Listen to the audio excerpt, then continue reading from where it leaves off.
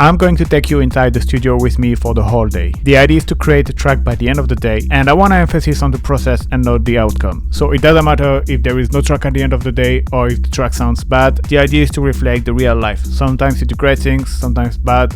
So no matter the outcome, I will share it. Alright, welcome to episode 2. Today I think I'm gonna do more like Hypnotic Techno, raw techno. I don't even know if I go deep or hard yet. I don't have any special inspiration right now, like if I do more percussive or more like a synth-based chord kind of groovy stuff. I just want it to be quite groovy. Lately I slightly rearranged my studio and I have a kind of a modular corner with the DFAM, also my big case and the smaller case. And I actually made the jam a few months ago with this kind of setup, and I want to try to just be locked there to see if I can come up with something.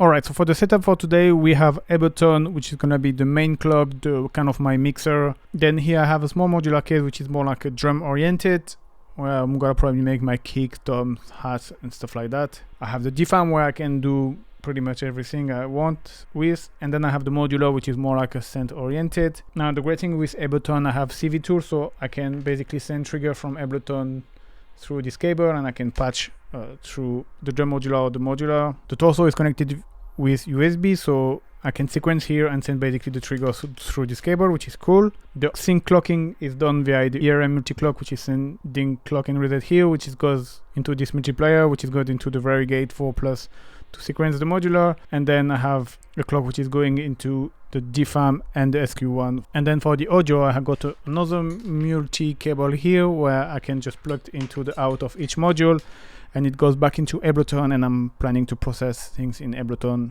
So a cool hybrid setup where I sequence and create raw sound here and then process them into Ableton. So let's have some fun.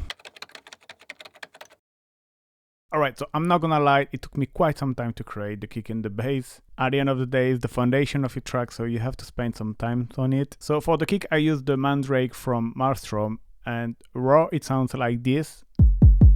And then I process it a lot in Ableton, and it sounds like this. Now for the bassline, I use my beloved Moog DFAM. It's always very fun with the velocity and the pitch sequencer to get an idea, and it's kind of a basic patch with triangle and a bit of FM. Nothing crazy, but it does the job. Again, slightly processed in Ableton, mainly just sidechain, and together, kick and bass, we have this.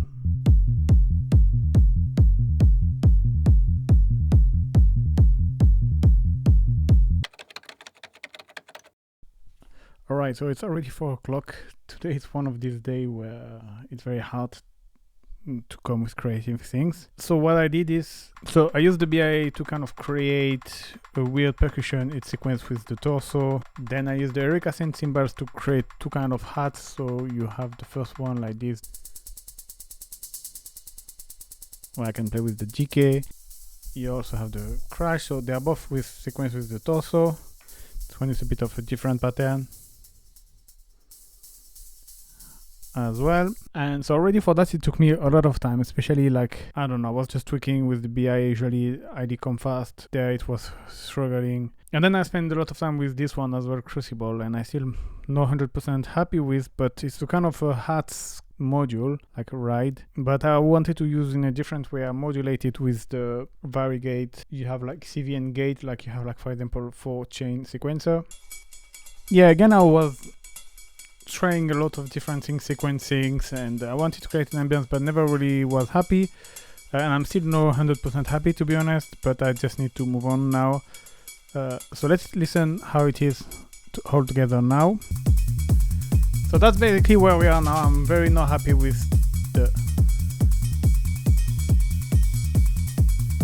this, but I think I'm just gonna move on.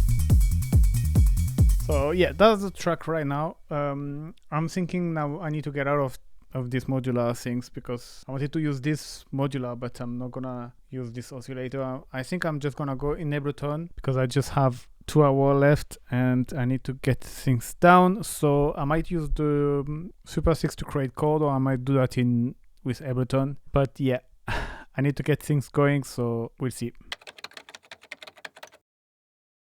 Okay, so we are actually next day, because yesterday I tried to plug the Super 6 and trying to find a good chord for the track, and I had a bit of struggle with the MIDI. Like, the connection was fine, I do MIDI via USB, and I was playing with the push, and after a while I was losing the connection and no MIDI received by the Super 6 anymore, and it took me a long time to figure it out what was happening. I thought it was just like a problem with the USB hub. I restarted the computer. I mean, I lost a lot of time, and then on top of that I had to leave the studio early yesterday, so yeah, I'm back at it today. So I came up with a good chord on the Super 6. I used the wavetable to give a nice character, and I'm using Ableton chord to create a nice chord. Then I use my Audioreakt to make it a bit more loud, modern, let's say. And then another cool things, I use the echo delay from Ableton, and it's like a filter delay, and the filter, it's modulated by the LFO but in random, and I'm gonna be able to play with the feedback to get different like delay grooves. Sometimes it's gonna be longer or shorter. And yeah, in terms of pattern,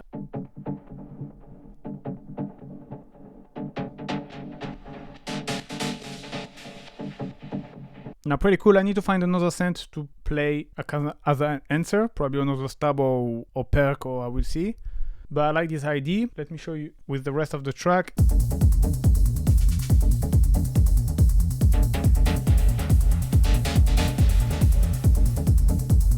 I also added quickly, actually that was before the chord, this quick SFX. It's a rack I made, and it's just allowed you to create like some weird hypnotic SFX. It's made just with Ableton stock plugin. And yeah, it's kind of just like candies in the background. Another thing, I don't know if you remember this kind of metallic things I was getting from the modular and I was not sure about, and I spent actually a lot of time. I think I'm gonna just get rid of it or do something else because I just can't manage to make it fix the track.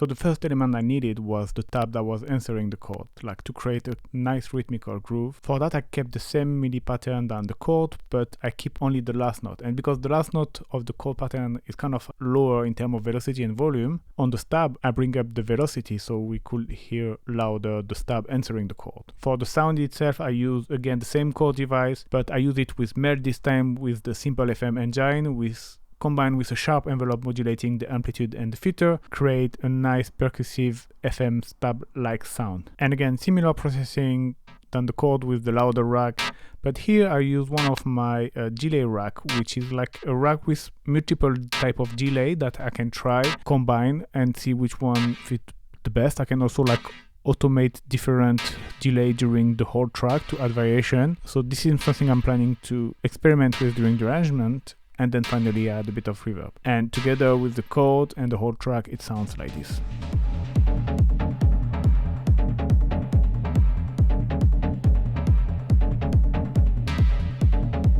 Another thing I added was a ride, more like a kind of a groovy driving ride. I just used a sample for that, which is gonna sound like this.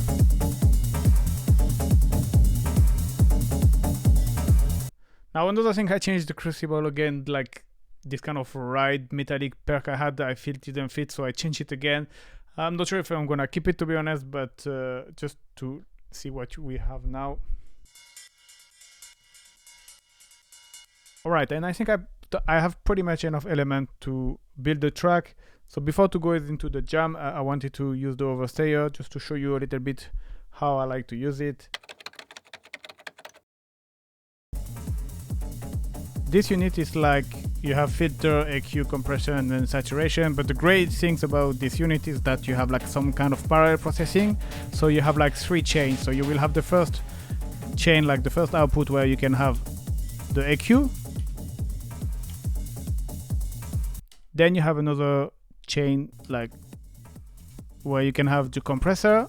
Then after it depends the routing you're doing. It's a bit complicated, but and then you can have a third one, which is like kind of the main chain where you can have all of the element going through, like the filter, the EQ, the compressor, and the saturator going through it, or you can choose to have just the saturation. And here the idea was to have like the compressor is like very pumping, and you can basically have your 3 signal and kind of blend them and do some kind of parallel processing with that. So